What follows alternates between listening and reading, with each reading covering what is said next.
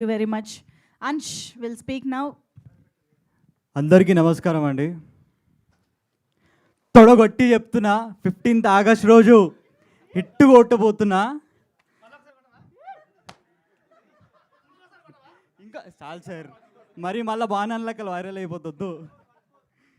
Once మోరా తొడగొట్టి చెప్తున్నా 15th August రోజు hit కొట్టబోతున్నాను. So 7th class నుంచి నేను స్కూల్లో డ్రామాస్ చేసేవాడిని అండి. మా ఫ్రెండ్స్, మా టీచర్స్ కూడా నన్ను ఎంకరేజ్ చేసేవాళ్ళు.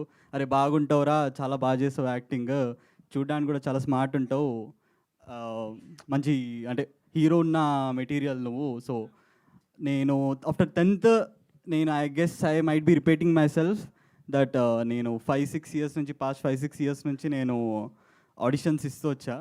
సో ఇది like starting of my stage. కృష్ణానగర్లో ఆడిషన్స్ జరుగుతున్నాయి ఫర్ ద మెయిన్ లీడ్. వాళ్ళు కాస్టింగ్ కాల్ అయితే 9:30 అని చెప్పారు టైము.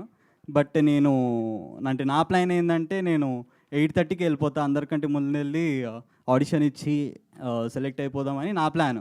ఫుల్ కాన్ఫిడెన్స్తో వెళ్ళా. అక్కడ వెళ్ళేసరికి నాలాంటి కాన్ఫిడెన్స్ ఉన్న వాళ్ళు ఒక 100 మంది ఉన్నారు. సరే ఇంకా ఆడిషన్ డీటెయిల్స్ ఇచ్చి వెళ్ళి ఆ లైన్లో చేరాను. 9:30కి స్టార్ట్ అయింది ఆడిషన్. నా టైం అంటే నా నంబర్ వచ్చేసరికి 3:34 అయిపోయింది. ఇంకా ఆ రోజు లంచ్ కూడా చేయలే నేను, బికాజ్ ఎక్కడ మళ్ళీ నా ఛాన్స్ వస్తే మళ్ళీ నేను ఉండకపోతే, అవైలబుల్గా ఉండకపోతే వేరే వాళ్ళకి నా నంబర్ ఇచ్చేస్తారని. సో ఇంకా అలాగున్నా అక్కడ. దెన్ ఆడిషన్ రూమ్లోకి వెళ్ళా. ఇంకా మళ్ళీ అంటే ఆడిషన్లో ఉన్న భాగంగా then again I game my details. మళ్ళీ లెఫ్ట్ లుక్ అన్నారు, రైట్ లుక్ అన్నారు. దాని తర్వాత మళ్ళీ ఆడిషన్ ఇట్లా స్టార్ట్ చేయబోతున్నా ఒక నోన్ యాక్టర్ వచ్చారు రూమ్లో.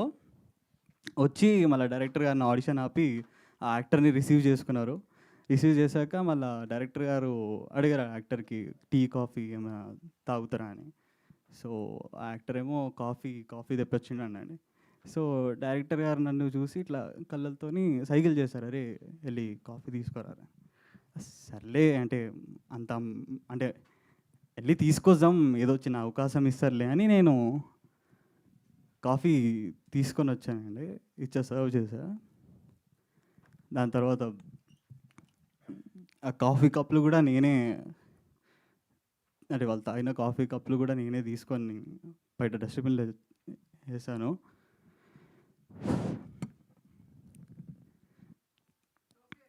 అంటే ఆ అవకాశం కూడా నాకు రాలే అన్న.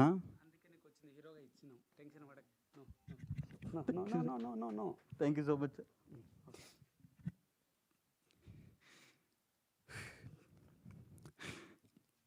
నా అభిమాని సార్. నువ్వు కాపీ కప్పులు కదరా, మేము బాత్రూమ్కి అయినాం. హీరో డైరెక్టరు ఇట్లా పోతాడు.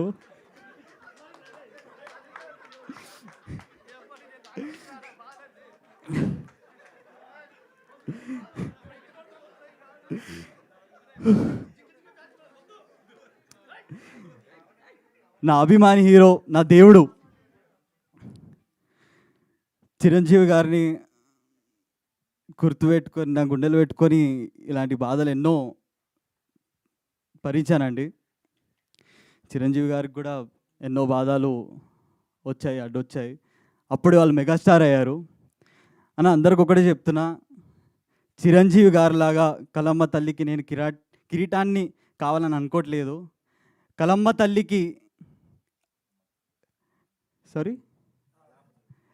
తల్లికి నేను వాళ్ళ పాదాల దగ్గర ఒక చిన్న పుష్పాన్ని అయినా చాలన్నా. That's it. అవును సే. అండ్ నా జర్నీ ఇప్పుడే స్టార్ట్ అయింది అన్న. ఇంకా నా లైఫ్ బుక్లో ఫస్ట్ పేజ్ సురేష్ బాబు గారి పేరుతో ఒక పెద్ద హెడ్లైన్స్తో మొదలైంది. ఆ రోజు బాబు గారు వస్తే నిజంగానే అయ్యప్ప స్వామి గారి రూపంలో వచ్చి నన్ను బ్లెస్ చేసినట్టు అనిపించింది. Sir thank you so much sir for everything sir, for trusting us, for trusting me, for trusting our హుషార్ పిట్టల్ team. So thank you so much అందరికీ. ఇంకా నన్ను నమ్మి మా డైరెక్టర్ గారు, ప్రొడ్యూసర్ గారు ఒక అద్భుతమైన పాత్ర ఇచ్చారు.